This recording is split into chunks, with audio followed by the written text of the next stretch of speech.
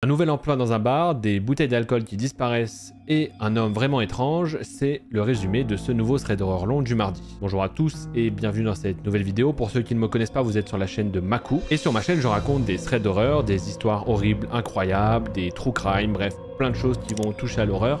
Donc si ça vous intéresse et si vous voulez en voir plus, n'hésitez pas à vous abonner, évidemment en activant la cloche pour être averti des prochaines vidéos. Et sur ce, on ne perd pas plus de temps, on est parti pour ce thread d'horreur long du mardi. Venez avec moi, let's go.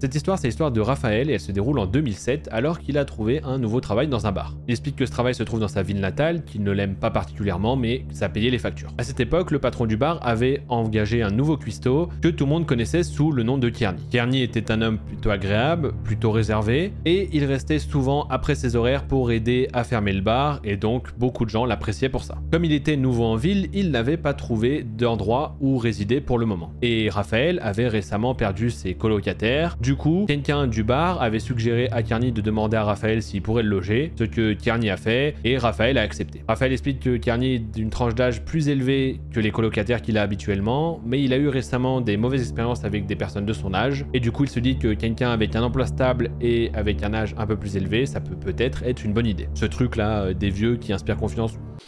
Ah, faut se méfier hein, quand même, hein, je vous le dis. Hein. Voilà, moi je fais du gardiennage de maison et je peux vous dire que c'est pas parce que vous faites garder votre maison par des vieux que ça va mieux se passer. Voilà. Donc lorsque Raphaël a accepté, Kearney n'a pas perdu de temps et il est venu chez Raphaël le soir même. Sauf qu'en arrivant chez lui, il n'est pas venu seul, il est venu avec son petit ami Lawrence. Raphaël explique qu'il n'avait pas du tout réalisé que Kearney était gay jusqu'à ce moment-là et que ça ne le dérangeait pas du tout non plus. Mais il y a quelque chose qui aurait pu un peu plus le déranger, c'est l'apparence de Lawrence. Il avait l'air d'être une personne qui dormait dans la rue. Ce qui en soi n'est pas un problème comme il le dit lui-même, des personnes peuvent avoir des soucis etc. Mais ça l'aurait peut-être mis en garde s'il avait fait plus attention à ça pour ce qui va suivre.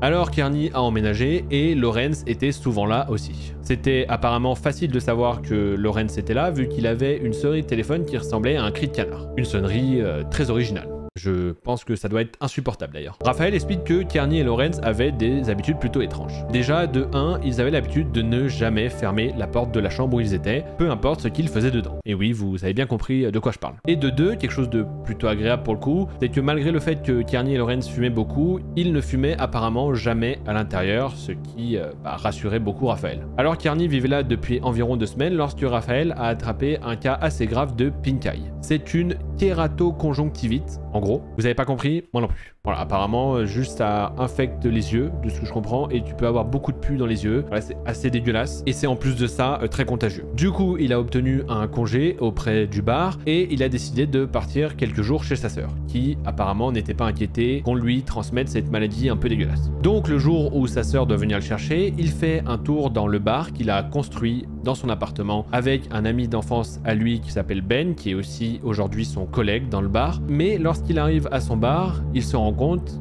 que les bouteilles d'alcool sont toutes vides. Et pour éclaircir la chose, on parle pas de quelques bouteilles, on parle de dizaines de bouteilles de whisky, de gin, de vodka, de schnapps, de liqueur. En gros, il pouvait clairement faire une très grosse fête sans qu'il y ait besoin d'amener quoi que ce soit, mais là, elles étaient toutes vides. Il y en a qui se sont mis une race là, c'est chaud hein. Raphaël a donc appelé Kearney pour clarifier la chose et pour savoir ce qui s'était passé, et Kearney lui a simplement dit que oui, un soir avec Lawrence, ils ont eu une petite beuverie, qui a déjà énervé Raphaël, parce que c'est vraiment les mots qu'il a utilisés. Kearney, il a dit que c'était une petite beuverie, parce que vu tout ce qu'il y avait, c'était pas une petite beuverie, donc il est énervé par rapport à ces bouteilles qui sont vides, mais il est aussi un petit peu impressionné que les personnes qui ont bu tout ça soient encore en vie, parce que je sais pas si vous vous rendez compte, mais il y en avait des dizaines. Bref, après ça, il a pas le temps de s'occuper de ça, il est malade, il doit partir chez sa sœur, il se dit qu'il s'en occupera à son retour. Raphaël est donc quelques jours chez sa sœur jusqu'à ce qu'il reçoive un appel de la police. C'est le commissariat de sa ville qui l'appelle et qui lui demande s'il connaît un certain Conrad Scholz. Raphaël ne connaît pas ce nom, mais la police ajoute qu'il doit sûrement le connaître sous le nom de Kearney. Forcément, bon vous vous doutez, Raphaël le connaît, mais la police l'appelle pour lui dire que le petit ami de Kearney a été arrêté car il essayait de vendre le matériel photo de Raphaël et que Raphaël devrait venir au poste pour constater tout ça. Donc la sœur de Raphaël l'emmène au poste et quand il arrive là-bas, Effectivement, tout son matériel est exposé dans le commissariat. C'est à ce moment-là aussi qu'il apprend que Lawrence est en fait un ancien de la marine qui a été licencié pour des raisons déshonorantes et qu'il s'est ensuite tourné vers une vie de crime et qu'il a déjà un casier bien chargé.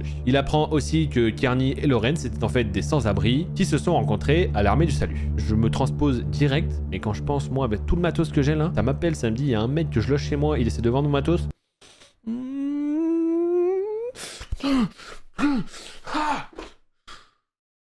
Voilà, avec que je me déchaîne, je l'attrape comme ça. Imaginez ça c'est le mec, hop je l'étrangle. Tu voulais vendre mon matos? Tu voulais vendre mon matos, bâtard? Tu voulais vendre mon matos? Bon, je vais aller doucement quand même parce que le micro il vaut cher. Voilà. Personne va me le vendre, mais si je le casse, c'est un peu la merde. Allez, on continue. Donc Lawrence est en garde à vue et Raphaël est ramené chez lui par sa sœur et lorsqu'il arrive, Kearney arrive à peu près en même temps que lui. Il parle de ce qui s'est passé à Kearney. Kearney lui explique qu'il a voulu empêcher Lawrence de faire ça parce qu'il voulait pas qu'il fasse ça à Raphaël. Mais malgré tout, Raphaël, il explique que Kearney est quand même la source de ce problème-là, de ce problème avec Lawrence. Donc il lui dit qu'il doit partir. Seulement comme il veut pas le mettre à la rue du jour au lendemain, il lui dit qu'il lui laisse un mois pour trouver un autre endroit où dormir. Raphaël, il est quand même sympa. Quelques jours après, Raphaël sort d'une réunion du personnel dans le bar. Il rentre chez lui et là, de manière très détendue, juste en face de chez lui sur le trottoir, se trouve Lawrence, qui attend et qui le regarde. Raphaël va directement le voir et lui demande ce qu'il fait là. Lawrence essaie de s'excuser juste avant de lui demander de l'argent. Raphaël, ça l'énerve assez, finalement il l'ignore et il s'en va. Maintenant, on revient sur le moment où ils ont fait la réunion du personnel que je vous ai parlé juste avant. Il n'en a pas parlé pour rien parce que c'est lors de cette réunion qu'on leur a présenté une liste de plein de bouteilles qui sont manquantes dans le stock et qui ont probablement été volées. Ce qui a lancé une vague de suspicion dans le bar envers les uns et les autres. Raphaël n'a pour autant pas attendu longtemps pour trouver qui était le coupable de tout ça. Car quelques jours plus tard, en ouvrant la poubelle de sa cuisine, il est tombé sur certaines des bouteilles qui manquaient dans ce stock. Elles étaient évidemment toutes vides. Il a décidé de garder cette information pour lui à ce moment-là, mais il a quand même pris une photo au cas où il aurait besoin de cette preuve plus tard. Il a également appelé Ben, son meilleur ami, vous savez, avec qui il a construit le bar, etc., pour l'informer de ce qu'il a trouvé. Comme cela devenait un peu un jeu de détective pour savoir qui était vraiment Lawrence, etc., et qui commençait à devenir curieux, ils ont décidé de rentrer dans la chambre de Kearney pour essayer de trouver des preuves sur Lawrence. Une fois dans la chambre, ils n'ont rien trouvé de très intéressant, excepté 2 photos de Lawrence, pour lesquelles il était difficile de le reconnaître parce que c'était lui avant qu'il devienne la version sans-abri qu'il est aujourd'hui. C'est les mots de Raphaël, hein, pas les miens, voilà. Bref, voilà, avant il était peut-être plus propre vu qu'il était dans l'armée, etc. Et maintenant il me ressemble, quoi. Voilà. Le cliché sans-abri, quoi. Voilà. Super.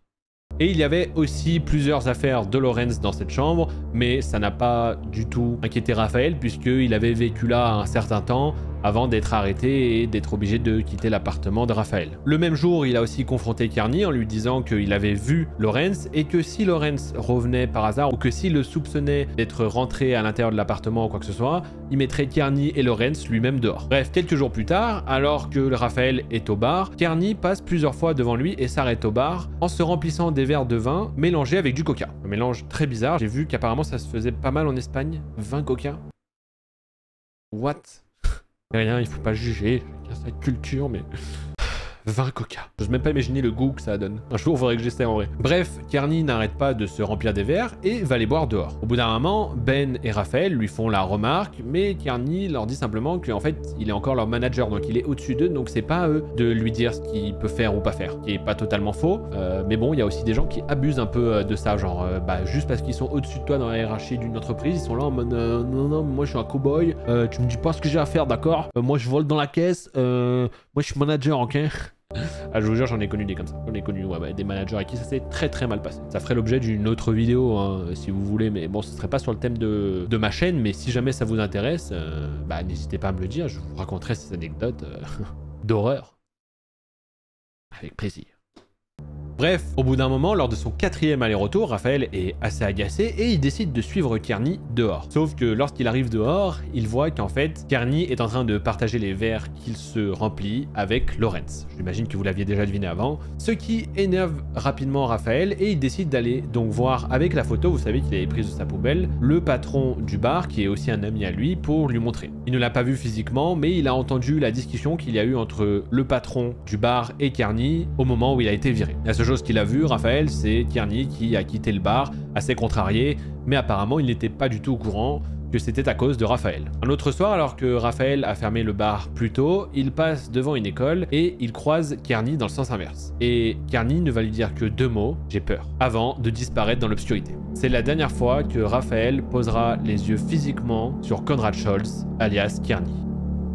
Nous arrivons donc à la dernière semaine que Raphaël a donnée à Kearney pour quitter l'appartement. Raphaël a demandé à ce moment-là à Ben de venir vivre un petit peu avec lui pour qu'au cas où, si ça dégénère en quoi que ce soit, ils soient deux. Et c'est au cours de cette dernière semaine que le comportement de Kearney a totalement changé. Déjà, sa porte était fermée 24 heures sur 24, 7 jours sur 7, et il fumait tout le temps dans la chambre. Il l'entendait, etc. Il fumait tout le temps dans la chambre. Et Raphaël explique que ni lui, ni Ben, pendant cette semaine, n'ont même posé les yeux sur Kearney en fait, ils ne l'ont pas vu de la semaine. Bref, on arrive maintenant le jour où Kearney doit partir. Ben est rentré chez lui pour quelques heures pour récupérer des affaires. Raphaël est lui sur la terrasse et il entend que la porte de la chambre s'ouvre, que la porte de l'appartement se ferme aussi, et donc il comprend que Kearney a quitté l'appartement. Mais il ne l'a pas vu faire physiquement, il en déduit juste ce qui vient de se passer. Donc il va vers l'entrée et il trouve bien les clés de l'appartement qui montrent qu'il ne compte pas revenir, ce qui est déjà une bonne nouvelle. Mais en plus des clés de l'appartement, il y a aussi des mauvaises clés. Raphaël il se dit mais pourquoi il m'aurait laissé des mauvaises clés, c'est bizarre. Bref, avec ces questions, il décide de rentrer dans la chambre de Kearney. Lorsqu'il rentre dans la chambre, il est totalement choqué. Pas par rapport à l'état, parce qu'il le savait déjà, je vous rappelle qu'il fermait jamais la porte de base, et qu'en plus de ça, il savait déjà que le lit était cassé, parce qu'il l'avait totalement pété lors débats assez violents, avec la porte ouverte, évidemment. Peut-être qu'il voulait donner envie à Raphaël, ils avaient peut-être envie de faire un plan à 3. C'est bizarre, je me vois mal jamais fermer ma porte si j'habite en coloc et que je ramène quelqu'un à la messe, voilà. C'est bizarre. Il y a des gens qui n'ont pas trop de pudeur, peut-être. Raphaël, tout ce qu'il a vu, c'est qu'il a vu sa chambre se faire déglinguer. C'est le cas de le dire. J'aime bien être un beauf des fois. Donc comme je disais, en fait, il n'est pas choqué du tout par l'état de la chambre, il est plutôt choqué par le fait qu'il reste énormément des affaires de Kearney. À l'exception de 2 choses, les 2 photos de Lawrence. Vous savez, les 2 photos avant qu'il ressemble à un sans-abri. Et après une enquête même plus approfondie, il s'est rendu compte qu'il n'y avait plus aucune trace des affaires de Lawrence. D'ailleurs, plus aucune trace que Lawrence ait vécu ici. Mais il restait en revanche toutes les affaires de Kearney. Il restait cependant une chose de Lawrence. Sa sonnerie de caneton, qui était en réalité pas une sonnerie, mais un véritable caneton, qui se promenait maintenant dans la chambre. Raphaël l'a récupéré et il l'a appelé Neville. Et non, ce n'est pas une blague, je sais que ça va sembler improbable, mais c'est pourtant la vérité. Alors Ben est revenu lorsque Raphaël lui a raconté ce qui s'était passé, et ils ont constaté de tout ça ensemble. Ils réfléchissaient tous les deux et pensaient à la façon dont il était parti, ils trouvaient ça bizarre, bien sûr ça avait été bizarre depuis le début, mais là, le départ avait été encore plus bizarre. Ce n'est que lorsque Raphaël a posé une question à Ben que tout ça est devenu une sorte de théorie du complot. Il a dit à Ben, est-ce que tu as déjà vu en fait Kearney durant cette semaine? C'est à leur grande surprise qu'en fait, ils se sont rendus compte qu'ils ne l'ont vraiment jamais vu de toute la semaine. Et en assemblant doucement toutes les preuves, ils se sont posé une nouvelle question, mais qui a vraiment passé la semaine avec nous dans notre appartement? Parce qu'ils se sont rendus compte de plusieurs choses. De 1, les habitudes changeantes. De 2, le canard qui était censé être celui de Lawrence, qu'il aurait probablement abandonné ici, mais c'était pas le style de Kearney. Et de 3, les mauvaises clés. Ils en déduisent que peut-être ces mauvaises clés en fait appartenaient à Kearney et que c'est peut-être Lawrence qui a vécu une semaine caché dans cette chambre, sans qu'il le sache vraiment. Au cours des jours suivants, Ben et Raphaël ont décidé de partir en mission dans la ville. Ils ont rampé dans des tuyaux d'évacuation, cherché dans tous les coins de la ville pour essayer de trouver des traces de Kearney. Mais ils n'ont rien trouvé. C'est comme si Conrad Scholz avait totalement disparu de la surface de la Terre. C'était cependant pas le cas de Lawrence, hein. Il était toujours là, il s'était même fait des nouveaux amis sans abri, et Ben et Raphaël le croisaient souvent en train de mendier. D'ailleurs, Raphaël lui a souvent posé la question, mais où est Kearney? Ce à quoi Lawrence aurait simplement fait semblant de ne pas le connaître. La dernière fois que Raphaël a vu Lawrence, c'est une fois en sortant du bar, il est tombé sur lui en train d'essayer de forcer une voiture. Il a appelé la police était dans le coin, ils sont donc arrivés rapidement et l'ont arrêté. Pendant qu'ils étaient en train de l'arrêter, Raphaël a crié à Lawrence, « Dis-moi où est Kearney ?» Mais Lawrence n'a rien dit et s'est simplement laissé arrêter. Les jours qui ont suivi, Raphaël est allé à la police pour déposer une déclaration de disparition et en disant à la police que potentiellement Lawrence savait quelque chose à propos de cette disparition. Mais malheureusement, ça n'a jamais rien donné.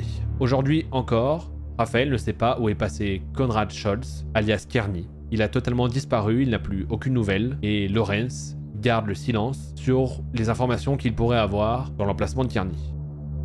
Pour ceux qui se demandent, on sait jamais, ce qui est devenu Neville le canard, Raphaël l'a gardé avec lui, mais à cause de la malnutrition qu'il a subie les premières semaines où il a vécu avec Lorenz, il n'a jamais grandi et il est finalement décédé. Pour ceux qui se demandent s'il y a quelque chose qui est sorti de l'affaire, eh bien malheureusement non. Raphaël ajoute qu'il habite en Afrique du Sud et qu'apparemment ils ont une façon assez originale de clore les affaires. En fait, au bout de quelques semaines, s'ils n'ont aucun nouvel élément pour l'enquête, ils envoient simplement un SMS à la personne qui a déposé donc le truc de disparition pour lui dire affaire close, manque de preuves. Voilà, un petit SMS. Terminé. Donc pas trop d'espoir qu'ils aient fait trop d'efforts de ce côté-là et qu'ils aient trouvé quoi que ce soit. Et si vous voulez voir une autre vidéo d'horreur, thread, peu importe, tout ça, etc., tout ce qui peut vous intéresser puisque vous êtes là, eh bien n'hésitez pas à cliquer là-haut sur la fiche et vous serez redirigé vers une nouvelle vidéo. Cette histoire était incroyable. Je sais pas ce que vous en avez pensé. On dirait limite une histoire de true crime. Vous savez, une histoire d'enquête, etc. Sauf que c'est un thread. C'est vraiment un thread. Hein, pour le coup, je vous raconte pas l'histoire d'une enquête ou quoi que ce soit. Je vous raconte vraiment l'histoire d'un mec qui l'a raconté et qui est 100% vrai. Donc j'espère qu'elle vous a plu. Franchement, je l'ai trouvé incroyable. J'espère que Kearney va bien puisque ça avait l'air d'être une bonne personne un peu manipulable. Et Lorenz a l'air de continuer à manipuler des gens. Bon, en tout cas, faites attention à vous, évidemment. Hein, si jamais vous vous sentez manipulé ou quoi, parlez-en autour de vous, etc. Bref, là je fais de la sensibilisation et du coup on n'est plus du tout dans un truc sympa quoi. Mais bon, c'est important. Et sur ce, si ça vous a plu, n'hésitez pas à liker, à partager, à vous abonner en activant la petite cloche, à laisser un petit commentaire. Moi, ça m'aide énormément et pour vous, c'est gratis. Et moi, je vous souhaite une excellente matinée, nuit, journée, ce que vous voulez. Et je vous fais un bisou la famille.